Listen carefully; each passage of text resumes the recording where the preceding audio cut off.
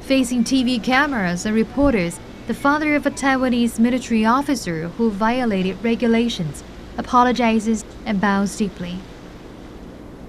让国军受到这么大的伤害，我深感我对不起国家，也对不起国军，所以我要对全体国军道歉。 It was the latest in a string of apologies in recent days, including by Taiwan's defense minister and premier over scandal involving an illegal tour of a Taiwanese military base and the military's advanced attack helicopter. The scandal broke after Taiwanese TV presenter Janet Lee posted photos on Facebook of herself posing in front of and in the cockpit of an Apache helicopter. It was a serious breach of security at the Cavalry Brigade in the northern city of Taoyuan, where Taiwan's elite fleet of U.S.-made Apache helicopters are stationed.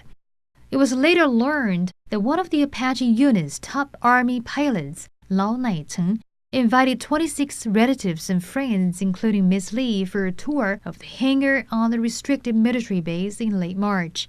The scandal caused a public outcry over the lack of discipline in Taiwan's armed forces and forced the government to launch an investigation. The investigation later found that Lieutenant Colonel Lau also wore his flight helmet at a party which he smuggled off base illegally.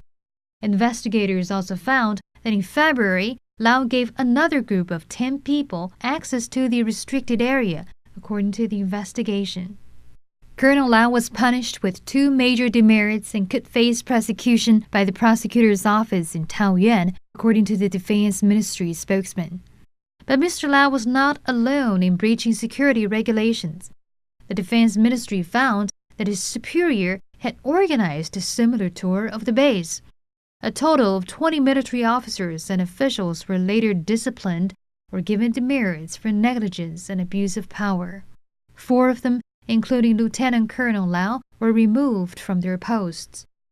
Defense Minister Gao Guangqi apologized for the scandal and offered his resignation, saying he wanted to take responsibility for the scandal that tainted the military's reputation.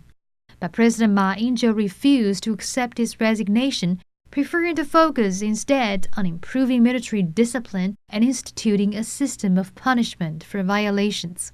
He hoped this will restore the public's faith in its armed forces. Prosecutors, meanwhile, would examine evidence to see if classified information was leaked and security laws violated.